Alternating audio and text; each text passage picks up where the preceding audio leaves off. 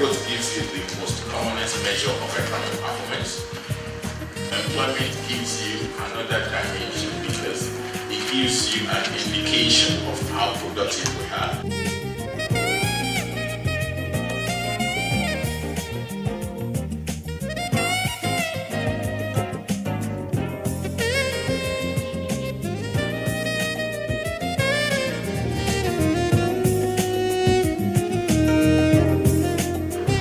So, what are the main orders to external borrowing?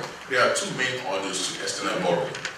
For most of you that have been to the bank to try and borrow money, what they ask you is collateral. Collateral. Collateral. For the Nigerian economy, it's collateral. For the international capital market, it is what are you selling to the world? How is that doing? Which is oil. So, then there's another one. The World Bank and IMF, my understanding also, requires credible economic growth and recovery plan.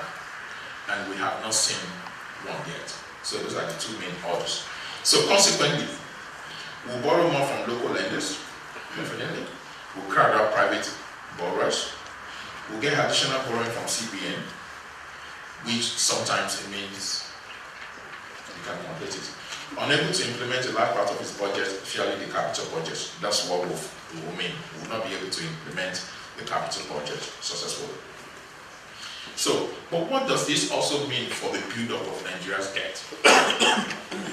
We know, when we talk about Nigerian economy, you continue to bring in the pattern and how all these things happen. And because you need to do that to be able to say, okay, look, what are the real underlying issues? And I hope by the end of this presentation I would have come to that point. But I'm still bringing you, I'm telling you a story. And our debt is building up because when oil prices are low, we borrow in the last 2 years. When they were high, 2006 to 2014, we also borrowed.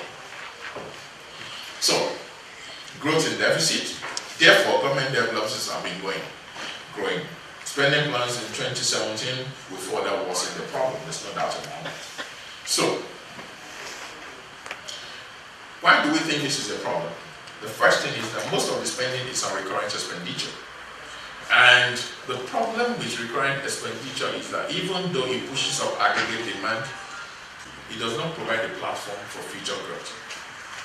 And that is very, very important for reduction in poverty and for future prosperity of my own children and your own children. Higher debt servicing costs will take a larger part of the budget. We already see what is happening to that. The bigger the government's debt load, the greater the temptation to pay off domestic debt by printing money. And we know what happens to inflation. Next slide.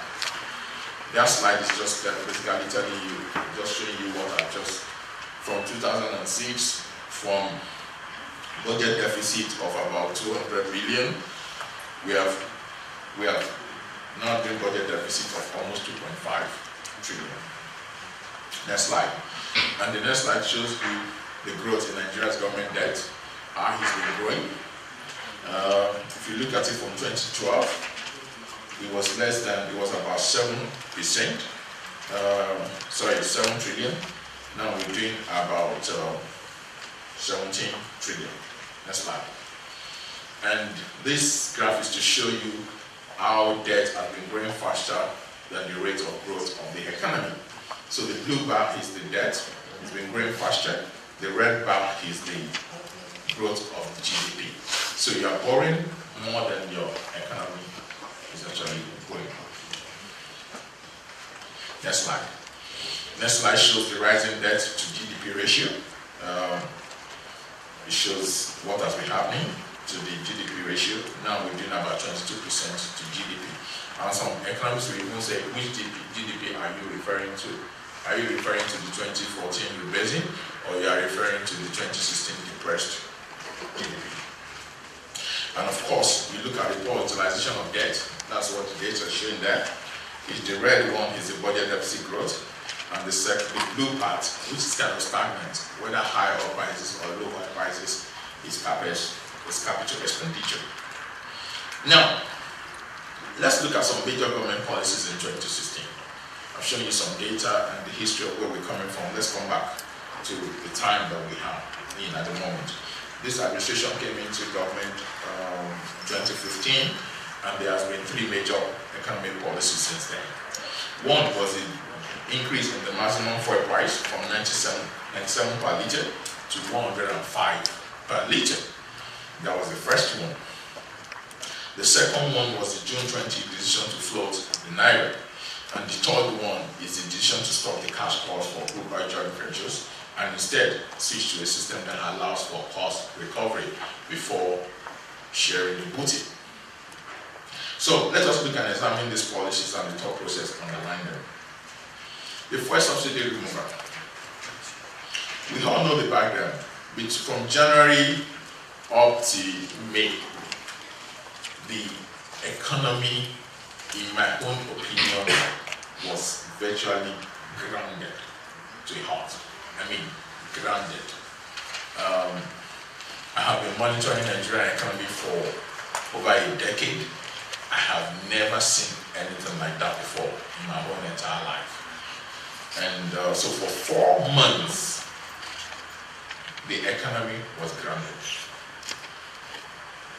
So government's response, government decided to stop the subsidy payments and allow fuel importers to charge up to 45 per litre. However, there are 2 caveats. And one is that the decision was based on the exchange rate of 295 to the dollar. And the second one is that it was based on oil price that was lower than $50 per barrel. So when you look at those 2 caveats, you ask yourself, is the problem actually solved? The answer is no, the problem is not solved. And I mentioned in one presentation I made, and I said, I had a running discussion with someone in government, and I said, did you guys remove subsidy? He said, yes, they removed subsidy. I said, did you increase price or you remove subsidy? Because there are 2 different things. One is static, one is dynamic. If you remove subsidy, then you remove the structures of the subsidy. And I'll come to that. So a few problems. Naira has now devalued below 285. So it negates one caveat is already off the table. Crude oil price, because of course we import refined petroleum price, crude oil price has also increased beyond 50. So the 2 bases for that 145 has already collapsed. So let me say the 2 pillars for which the policy was standing has already collapsed. So it is either we increase from 145 to 175, or we bite the bullet and just allow everybody to sell fuel at the pump at whatever price they like. Meanwhile, in May, and that is the discussion I was trying to mention, I wrote an article in Business Day at the time, and I remember very well, and I'm keeping the article for one day.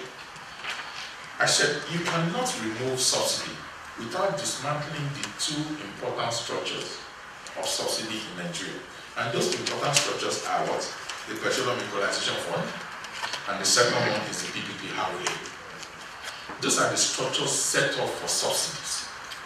They were not set up for any other reason. The Petroleum Equalization Fund, I'm sure you know what that is. What that means is that people, tankers that carry fuel from Lagos, when they get to Kano, they have to be paid the difference in the transport, in the logistics between Lagos and Kano. Otherwise, Kano, Bauchi, Nasarawa will pay higher than those in Lagos. And maybe some people can help me. Just last week, the government paid a significant sum in this respect. So the structures are there, the subsidy is there. Whatever it is that we did last year, I can bet you we will revisit it. I don't know when, but we will. The second one is the floating of the Naira.